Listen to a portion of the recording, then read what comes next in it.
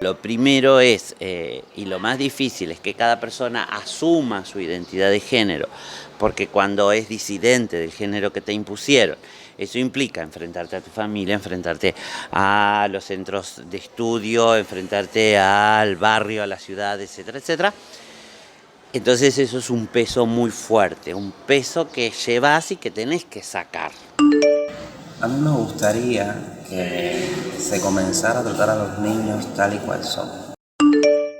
Fui tomando mi camino, que fue muy doloroso porque me tuve que enfrentar a muchas cosas de bullying en la misma escuela, en la secundaria, de querer ocultar lo que era. La atención a las identidades trans, desde una visión más avanzada y flexible, alejada de prejuicios y de la medicalización, ha experimentado un notable avance en los últimos años, tanto en el ámbito académico como en el activismo social. Este cambio ha influido para bien en la forma en que se aborda la situación de las personas trans en la niñez y la adolescencia, así como en el reconocimiento de sus necesidades específicas. Durante el 8º Coloquio Internacional Transidentidades, Género y Cultura, celebrado en La Habana del 7 al 9 de mayo como parte de la 17ª edición de las Jornadas contra la Homofobia y la Transfobia, organizadas por el Centro Nacional de Educación Sexual, se dedicó una parte importante del programa a la atención de las identidades trans desde el ámbito de la salud, poniendo especial énfasis en las experiencias de las personas transgénero durante la infancia y la adolescencia. ¿Cómo viven estas primeras etapas de la vida? ¿Qué desafíos se enfrentan? ¿Qué elementos no deben faltar en una atención libre de estigmas y de un enfoque binario y patologizante? Un equipo de SEMLAC estuvo presente en el evento y tuvo la oportunidad de dialogar con expertos cubanos y extranjeros que participaron en el coloquio. Hoy te compartimos algunas de las ideas discutidas sobre las necesidades de las personas trans en estas etapas de la vida, así como los testimonios de varias de ellas. Quédate con nosotros en estos minutos de audio. Ya comenzamos.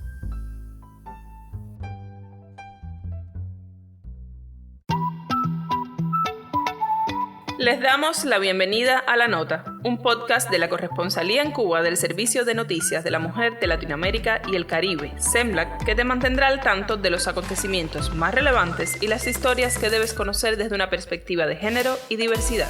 Te ofrecemos una mirada profunda y equilibrada de los sucesos que moldean nuestro entorno, con énfasis en voces feministas y diversas, así como en el impulso de proyectos emprendedores liderados por mujeres en Cuba y otras latitudes. Únete a nuestro equipo mientras exploramos, reflexionamos y conectamos con la realidad desde un enfoque transformador.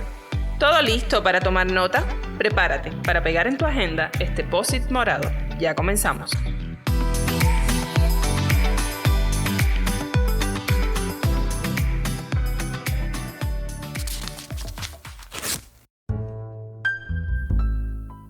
Obtener datos precisos sobre la prevalencia de las personas transgénero resulta bastante difícil, principalmente debido a la falta de criterios, pautas o indicadores claros para realizar encuestas epidemiológicas en este campo. De acuerdo con las investigaciones presentadas en el coloquio, la mayor parte de los datos disponibles se refieren a personas que acuden a centros especializados en terapias hormonales y quirúrgicas, y no a la población general con incongruencias de género. Esto conduce a una subestimación del tamaño real de esta población. En los últimos años, no obstante, se ha observado un incremento en la visibilidad de personas que no se identifican exclusivamente como hombres o mujeres. El término no binario y género queer se utiliza para hacer referencia a la identidad de género de quienes no se reconocen en el binarismo de género. Se han realizado redefiniciones de los sistemas de diagnóstico, reformulando un nuevo y diverso sistema de identidad sexual, en el que ya no se hace énfasis exclusivo en los órganos genitales, sino también en los elementos de carácter psicológico y social. Los resultados de despatologizar a estas personas incluyen la reducción de los efectos del estigma sobre la salud mental que provoca el llamado estrés de las minorías y que está dado porque las personas transgénero están expuestas a factores de estrés relacionados con la violencia, la discriminación y el prejuicio sexual, así como el estigma interiorizado, la expectativa de rechazo y el ocultamiento de su identidad. Cabe destacar que el 15 de septiembre de 2022 se publicaron los nuevos estándares de cuidado de la Asociación Profesional Mundial para la Salud Transgénero, lo que confirma un notable incremento del número de personas trans que buscan apoyo médico y terapia de afirmación de género, así como un aumento significativo de la literatura científica sobre el tema. Además, se adopta la expresión transgénero y género diverso, para referirse de manera más amplia e inclusiva a los miembros de las diversas comunidades a nivel global que experimentan la identidad de género de manera diferente al género asignado al nacer.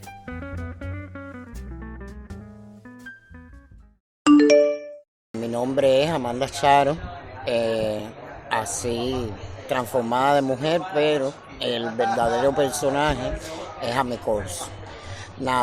Soy coordinadora de la Red Transcuba, llevo 2 años en ella. Bueno, yo creo que es muy importante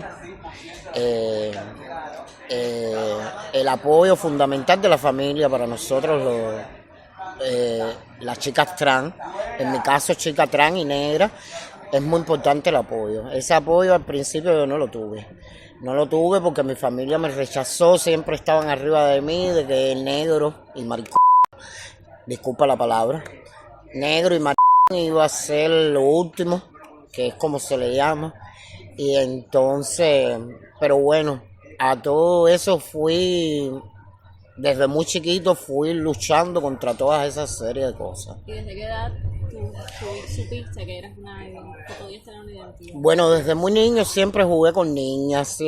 Da la gran casualidad que mi mamá trabajaba en la fábrica de muñecas Lili. Y ya desde por ahí mi mamá se dio cuenta porque en vez de tirarme para un carrito me tiraba para una muñeca. La quería peinar, la quería vestir, le quería hacer ropita. Y entonces mi mamá se fue dando cuenta de aquello y hasta que tomó la decisión, toda mi familia le dijo que me llevara a una clínica que quedaba por ahí por Quinta Avenida, no sé si todavía existirá. Y yo siempre he sido, desde muy chico, he sido una persona inteligente, aunque no lo puedas creer. Y entonces yo veía que me llevaban a un hospital y que me hacían varias preguntas. Y yo decía, pero ¿por qué me hacían esas preguntas? Y hasta que llegó el momento en que me di cuenta como que querían descubrir lo que yo sentía. Y yo lo trataba de ocultar. Y entonces pero bueno, a la ciencia, como aquel que se le dice, no se le puede engañar. Y hubo un momento, recuerdo, muy niño yo, que me tiraron una pila de juguetes y esperó la doctora a ver cuál era el que yo iba a coger. Entre eso estaba una muñeca, pero no la cogí. Me fui por el carrito, como queriendo ocultar lo que ya yo sabía de que estaba creciendo dentro de mí.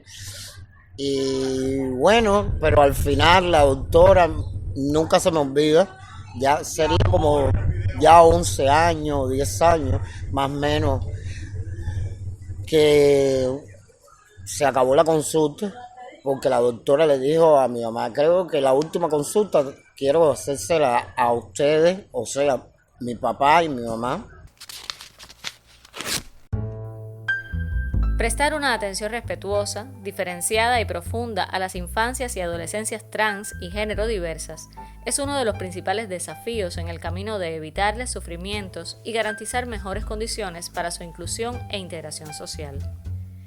Es una verdadera injusticia crearles sufrimiento a estas personas, reflexiona Paolo Valerio, profesor honorario de la Universidad de Nápoles Federico II, partidario de que operadores de salud y la sociedad en general enfrenten sus propios prejuicios, estereotipos y concepciones tradicionales para acompañar a las personas trans y no binarias.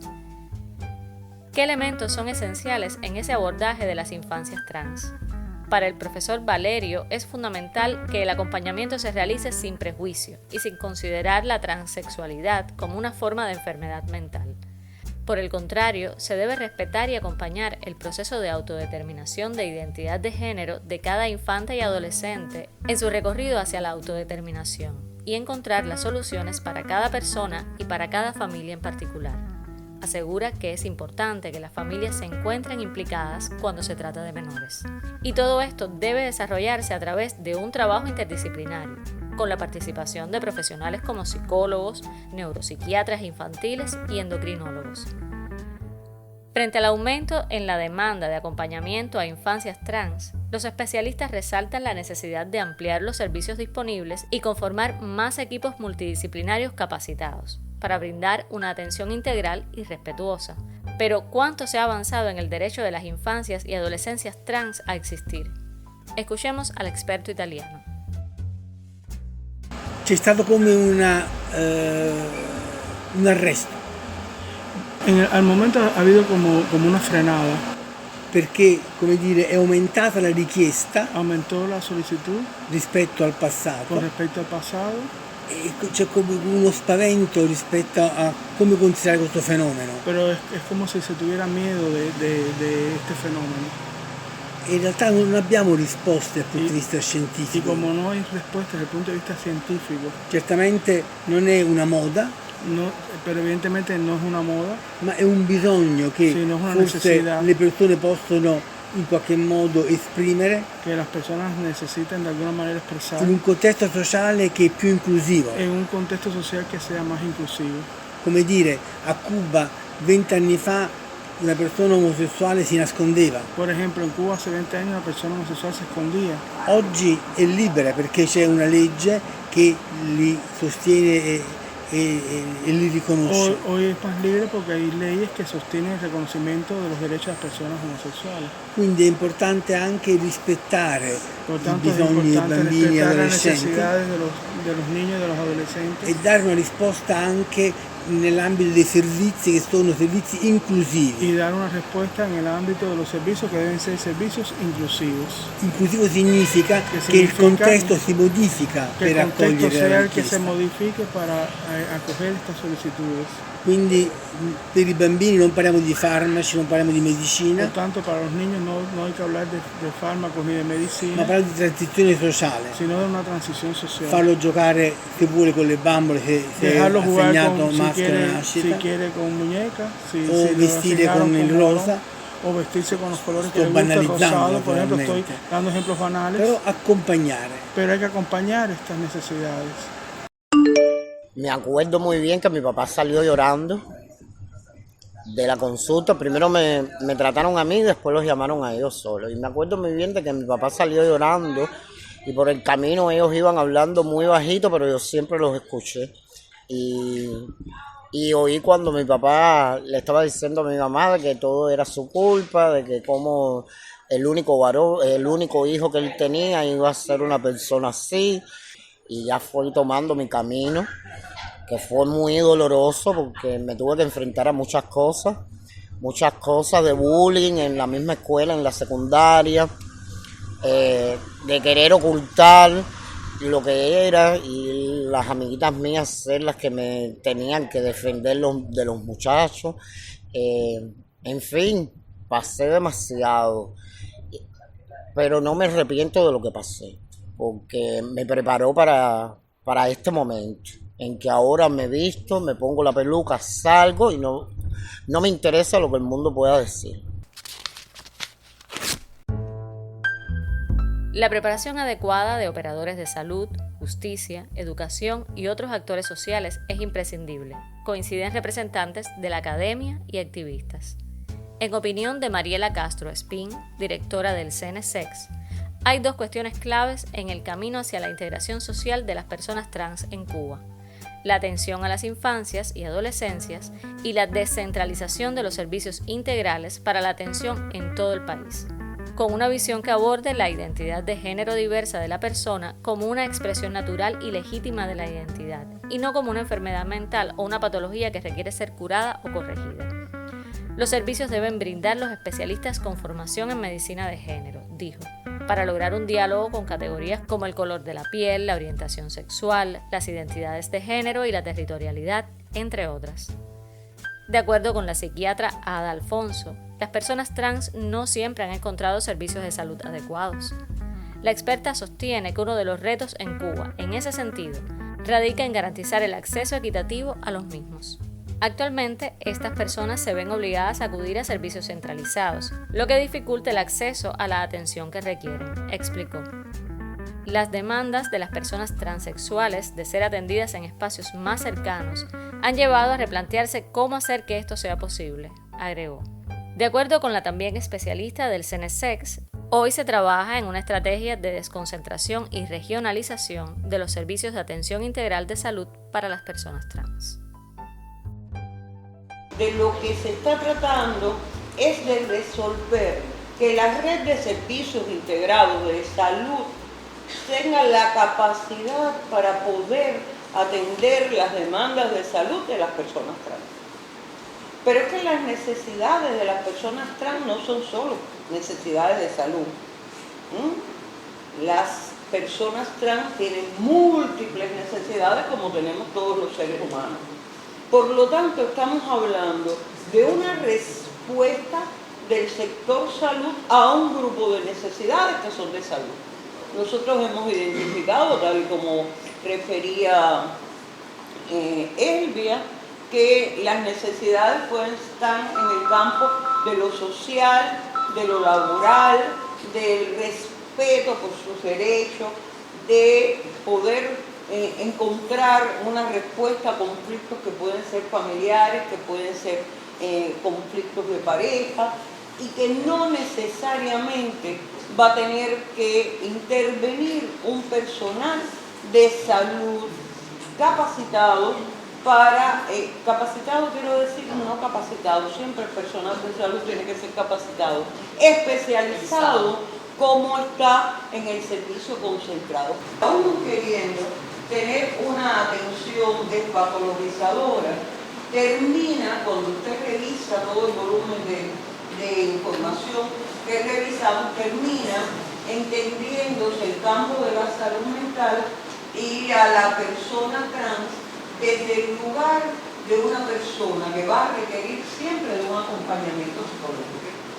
Situación que no es cierta, porque fundamentalmente las cuestiones de atención de tipo psicológico guardan más relación con aquellas cuestiones sociales que están determinando el malestar psicológico de la persona.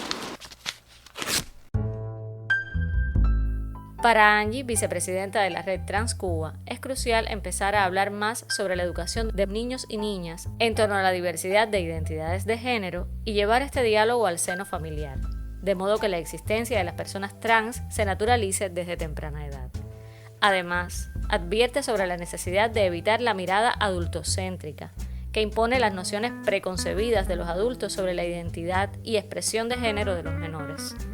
El desafío, entonces, radica en generar espacios educativos y familiares que permitan a niñas, niños y adolescentes explorar y afirmar libremente su propia identidad, sin prejuicios ni estigmatización.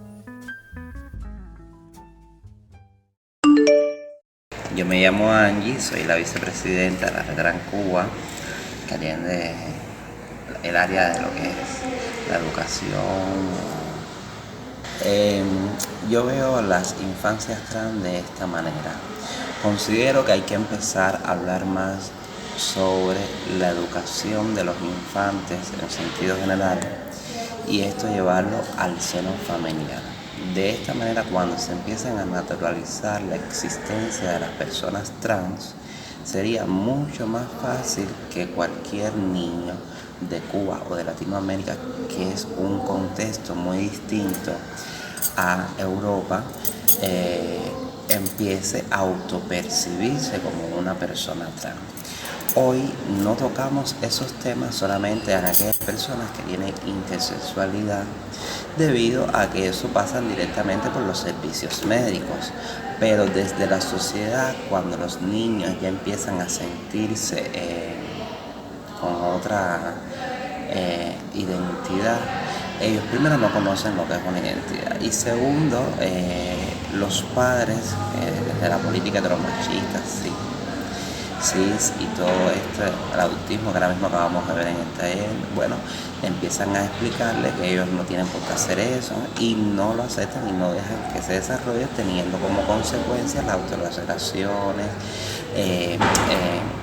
las discriminaciones desde el mismo seno familiar que conllevan a la expulsión de la casa, que conllevan a otros sistemas de vida que podrían ser muy distintos si tuviesen ese apoyo familiar correspondiente a las edades que a mí me gustaría que se comenzara a tratar a los niños tal y cual son, como niños, es dejarlos ser en el recurrir de sus actividades naturales como lo que son. La vida solo va a determinar si va a salir de ahí una persona trans, ya sea femenina o masculina o no, porque las personas trans se van construyendo con el paso del tiempo. No es que aunque yo tenga percepción de sentirme niña, ya yo voy a ser una niña toda la vida. Lo hemos podido ver por las definiciones científicas que nos han dado, pero sí, de manera de mi experiencia, yo considero que sí es así.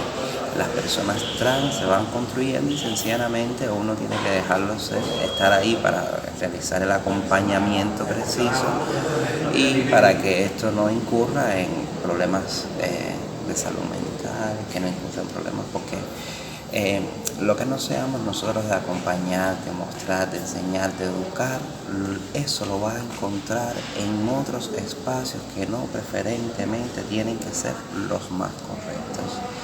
Y lo que pudiera ser una vida, súper excelente, empieza a transitar por un sincúmulo de problemas y necesidades que no creo que sea justo.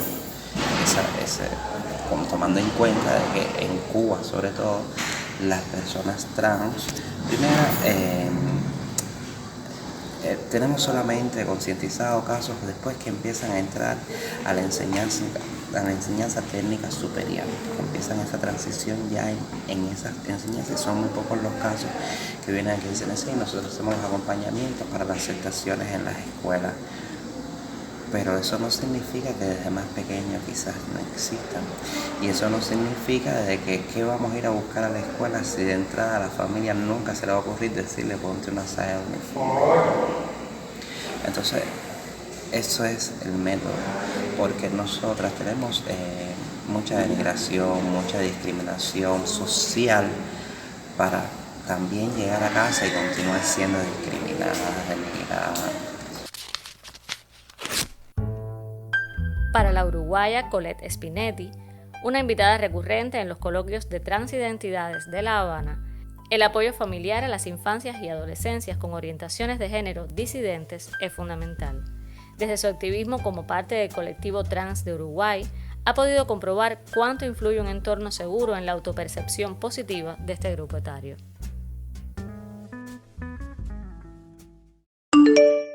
Mi nombre es Colette Spinetti, soy de Uruguay. En Uruguay mi organización de base es el colectivo trans del Uruguay, donde trabajamos en todo el territorio nacional y en varias áreas, entre ellas el área de niñeces, adolescencias trans, familias, personas no binarias, feminidades trans, masculinidades trans, áreas artísticas, área legal, etc. Y además de eso, fui electa el año pasado como la secretaria trans de ILGALAC. Además soy cofundadora y secretaria general de la Red Corporal Libertad, que es una red que trabaja con personas LGBTI privadas de libertad. También pertenezco a la RIE, que es la Iberoamericana de Educación LGBTQI+, y bueno, y otras organizaciones ahí.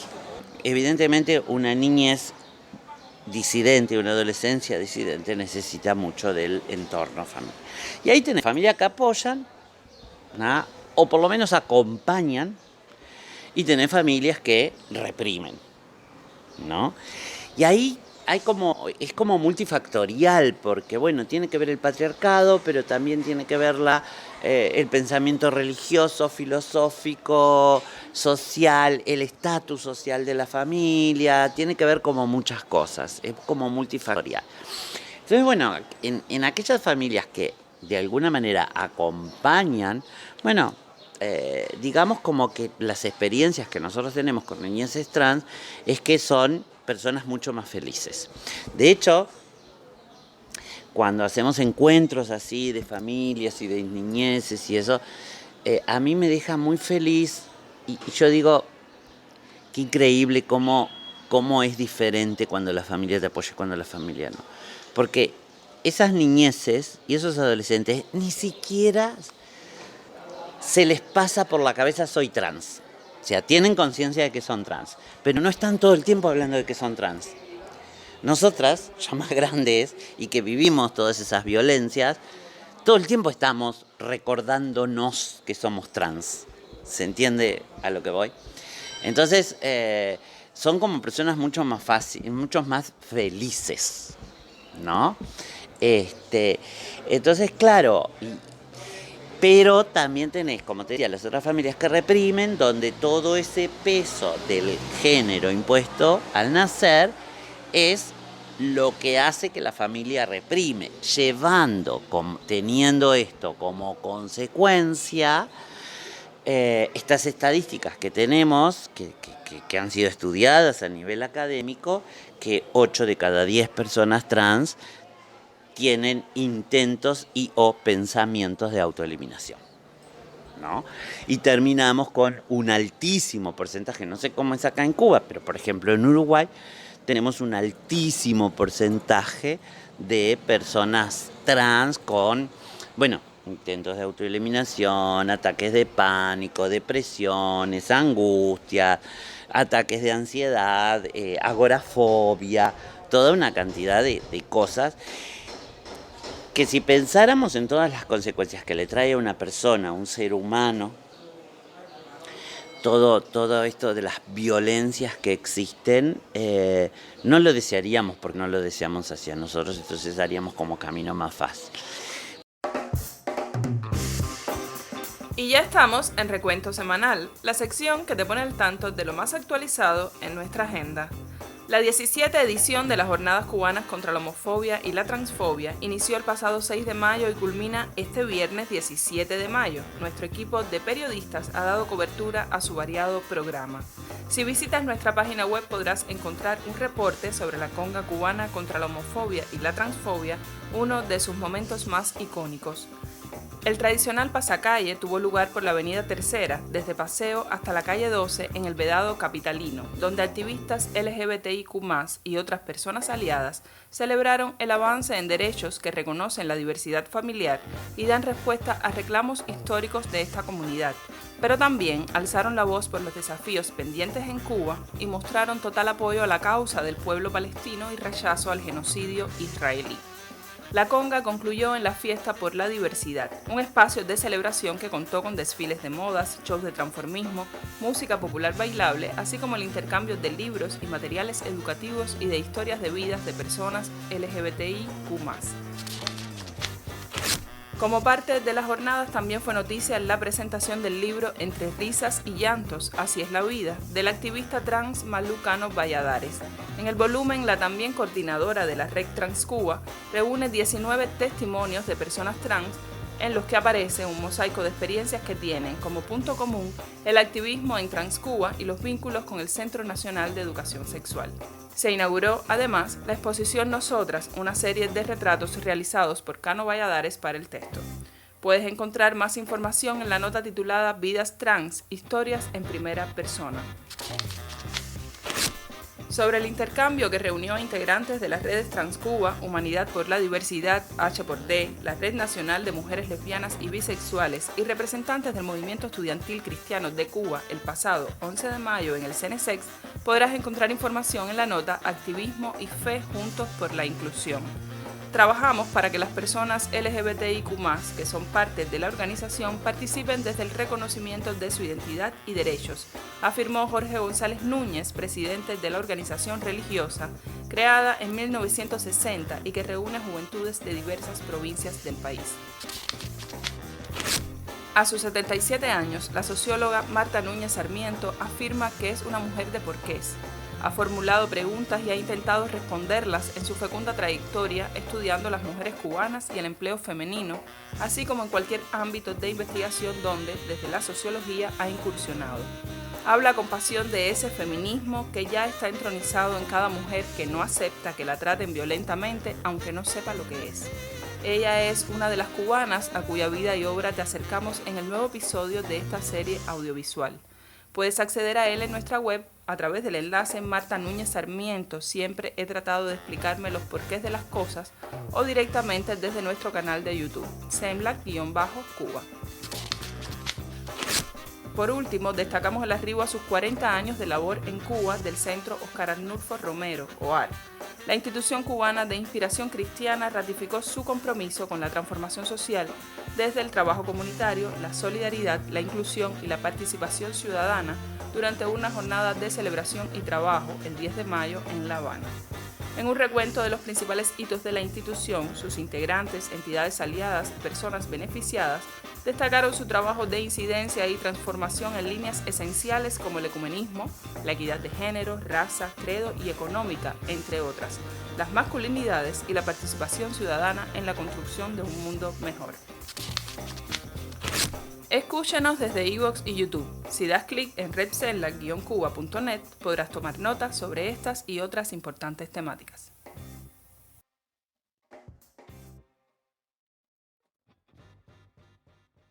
Si quieres estar al tanto de las últimas actualizaciones de nuestra web, este es el podcast para ti. No olvides seguirnos en nuestras redes sociales. Puedes encontrarnos en Facebook, Instagram, YouTube y Telegram buscando por Semlac Cuba. También puedes escuchar nuestro podcast en la plataforma de iVoox. No te olvides de usar las etiquetas, el post-it morado y la nota en tus publicaciones para que podamos ver tus comentarios y compartirlos con nuestra comunidad.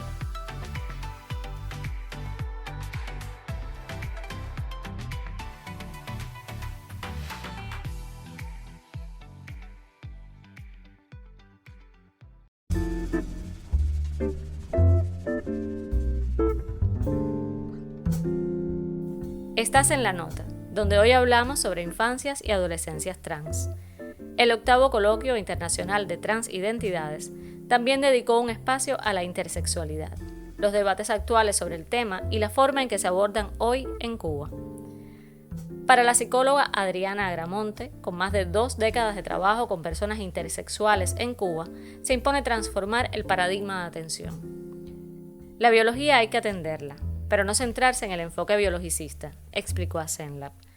Para las infancias con género no binario, hay que implementar un paradigma afirmativo del género que desea vivir la persona, un paradigma humanista y de derecho, añade. Un momento fundamental para arribar a propuestas en este campo tendrá lugar en junio, cuando se celebre el primer consenso sobre intersexualidad en el país, lo que pondrá el tema en la mesa de debate. Esto, más allá de los resultados que se logren, es ya, en opinión de Adriana Agramonte, un avance. No puede faltar establecer un criterio en comunión de especialistas sobre el abordaje biomédico y psicosocial de una manera integrada e integral, por supuesto, que no es lo que exactamente el punto en el que estamos en estos momentos, y eso es una ventaja que tiene la atención a la transexualidad en Cuba, donde ya ese camino está trazado y existe una experiencia de atención integral, y ahora están en otra fase, ni siquiera ya en la colocación de las políticas, sino en el tema de la integración en la comunidad. Nosotros todavía estamos en un momento de construcción de una agenda de guía en la atención de las infancias y las transexualidades, en la atención a las infancias y adolescencias con intersexualidad.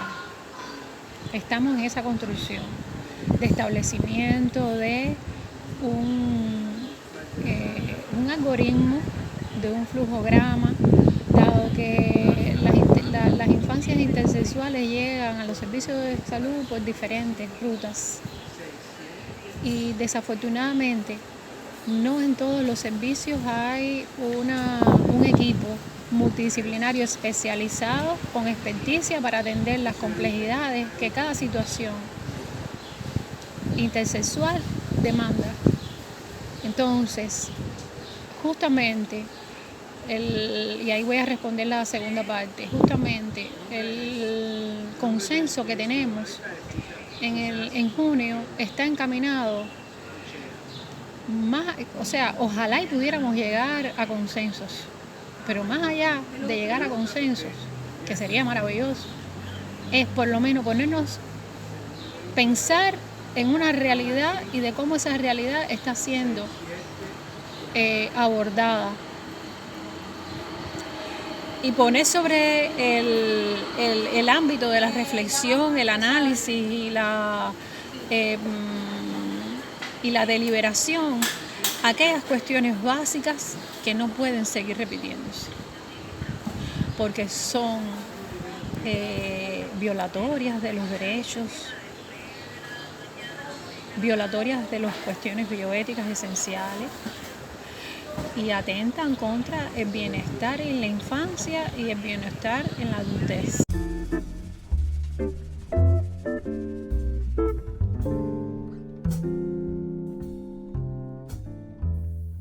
Más allá de los debates en la academia y la sociedad civil, el marco legal que regula la situación de las infancias y adolescencias trans es otro aspecto clave a considerar. A veces se olvida que los derechos de este grupo deben ser plenamente aplicados, y hablamos también de derechos sexuales y reproductivos, derecho a la información, a ejercer el libre albedrío de sus cuerpos, a la felicidad, entre otros. Según explicó la jurista Ivonne Calaña Pérez durante el evento, el principio del interés superior del niño, consagrado en la Convención de Derechos del Niño, es fundamental para garantizar una protección especial y reforzada a las infancias y adolescencias, incluyendo las identidades trans.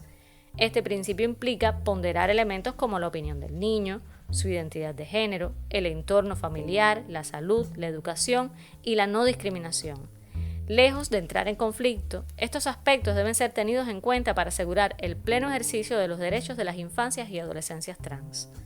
Los especialistas insisten en que no se debe patologizar, sino ofrecer información oportuna al niño y su familia, respetando su autonomía progresiva y su derecho a la educación integral de la sexualidad. Pero, ¿cómo se aborda este interés superior de las infancias trans en el cuerpo legislativo cubano actual?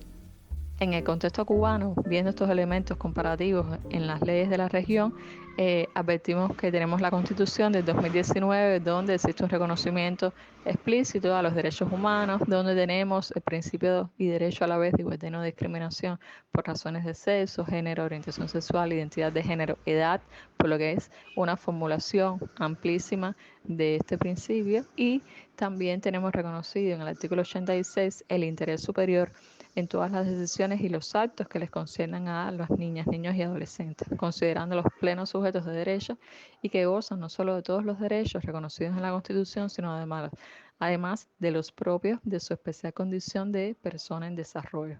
En cuanto a los cambios de nombre y de sexo, tenemos la Ley 51 del Registro del Estado Civil, que data de 1985 y realmente prevé una posibilidad de cambio de nombre siendo la persona menor de edad y en un proceso registral.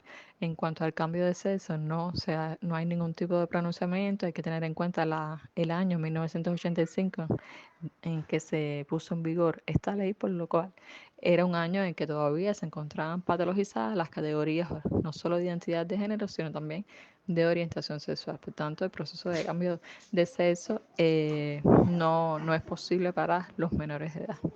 La Ley 156, el Código de las Familias de 2022, es un código muy de vanguardia y en sus regulaciones pues existen sólidas pautas para las infancias y las adolescencias. Existe una protección a sus derechos, a que sean escuchados, a la autonomía progresiva, a recibir el acompañamiento y orientación en consonancia con la evolución de sus facultades, a el libre desarrollo de la personalidad como un derecho, a su identidad y a la información que favorezca su bienestar y desarrollo integral, así como las pautas para la interpretación y valoración del interés superior de niñas, niños y adolescentes que cumple con los elementos que daba la observación número 14, que había comentado.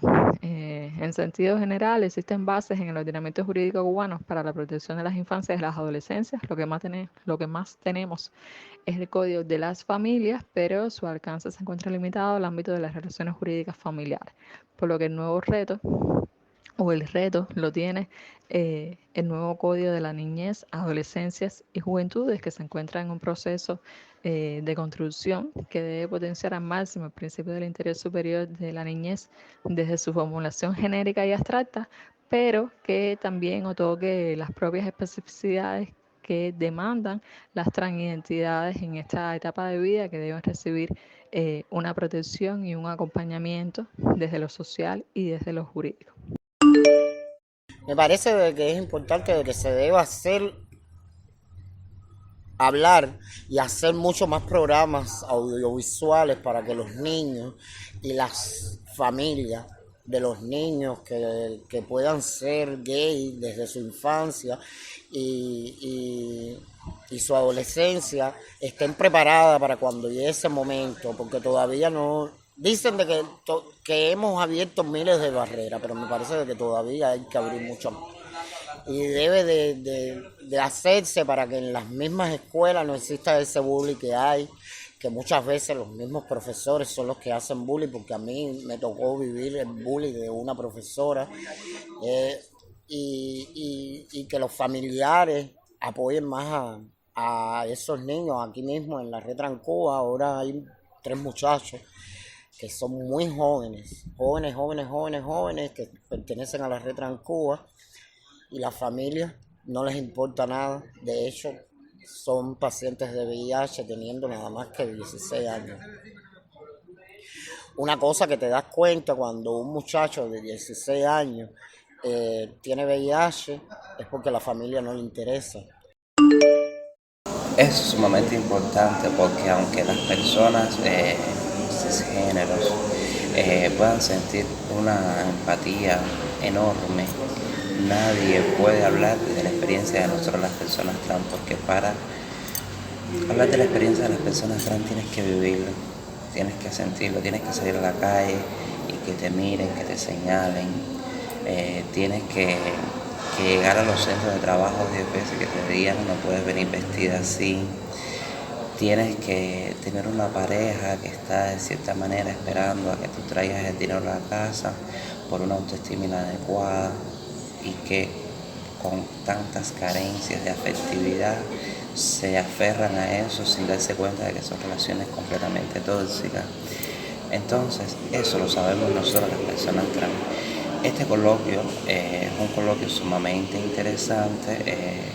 La doctora Endocrina ayer hablaba del rapport, y el rapport solamente puede existir cuando nosotros empezamos a hacerle entender a las personas cómo es nuestra vida, porque el ser un especialista, el ser un profesional de la salud no indica que tú no tengas tus prejuicios, que tú no tengas tus limitaciones, y que con ello no voy a diferir. Yo tengo que tratarte porque soy un profesional, porque soy un especialista, pero voy a limitar mi servicio hasta ahí. Y desafortunadamente en muchas ocasiones no llegan más allá de lo que necesita realmente la atención de una persona trans. Yo vengo sosteniendo hace unos años que hoy la lucha, bueno, por lo menos en Uruguay, donde tenemos reconocido legalmente todos los derechos, yo creo que la lucha es cultural. Hoy en día la lucha, estos espacios de mujeres, estos espacios feministas, hace 5 años eran impensados, 10 años eran impensados, hoy están. Bueno, esa es la lucha. La lucha por el cambio en la matriz cultural, donde podamos llegar a entender como sociedad que primero somos todos personas. Después sos mujer, hombre, afrodescendiente, gordo, flaco, trans, gay. Pero primero sos persona, ¿no? Y como tal tenés el derecho a gozar de todos tus derechos humanos.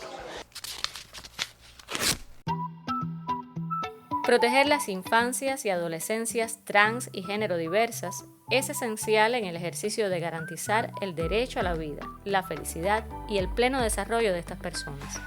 Comprensión, acompañamiento, respeto, sin encasillarles en estereotipos preestablecidos, es el único camino para el pleno reconocimiento y ejercicio de sus derechos. Una sociedad más justa, diversa y feliz para todas las personas necesita de niñeces y adolescencias felices, también desde las transidentidades.